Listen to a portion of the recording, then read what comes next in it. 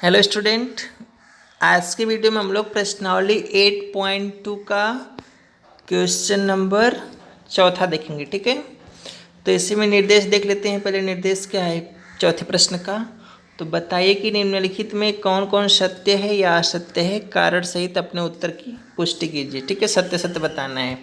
चलिए देखते हैं। पहला इसमें है साइन ए प्लस बी बराबर साइन ए प्लस साइन बी। ठीक है, ये बिल्कुल गलत है। क्यों गलत है? क्योंकि यहाँ पर साइन ए प्लस बी और जो फार्मूला होता है वो होता है साइन ए काश बी प्लस काश ए साइन बी। ठीक है, लेकिन यहाँ पर गलत लिखा गया है फार्मूला, इस प्रकार से गलत है।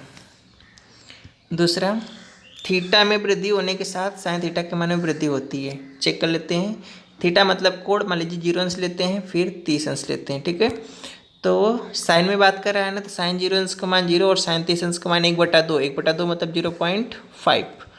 तो ये बात तो यहाँ पर सत्य दिख रही है, क्योंकि जैसे जैसे हम कोण बढ़ा रहे हैं वैसे क्या है, मान बढ़ रहा है। 0 पर 0 था और 30 अंश पर 0.5 बढ़ गया, तो बिल्कुल सही है।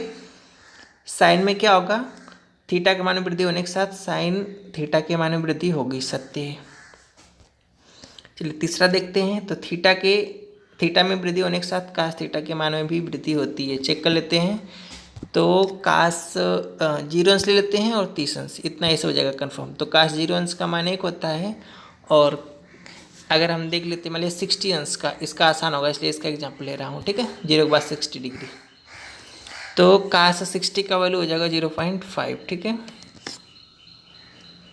तो अब देख ही सकते हैं कि काश में 0 अंश पर 1 था और 60 अंश पर 0.5 हो गया, यानी थीटा का मान 0 से 60 बढ़ा तो ये वैल्यू 1 से 0.5 आधा हो गया, घट गया, है ना।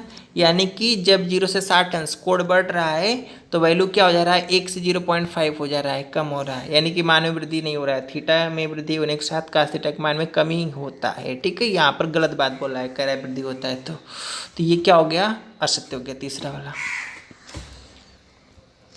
चलिए नेक्स्ट देखते हैं चौथा।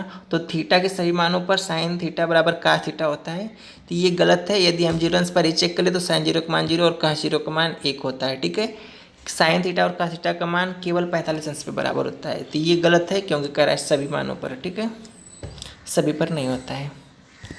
इसका पाँचवां देख लीजिए। तो पाँचवां क्या है, ए बराबर 0 अंश पर काट ए परिभाषित नहीं है। ठीक है, चेक कर लेते हैं। ए का मान 0 अंश रखना है, तो कॉट ए आप आगे कर लेंगे। कॉट ए की जगह पर कितना रखना है, 0 अंश, तो काट 0 अंश का मान कितना होता है।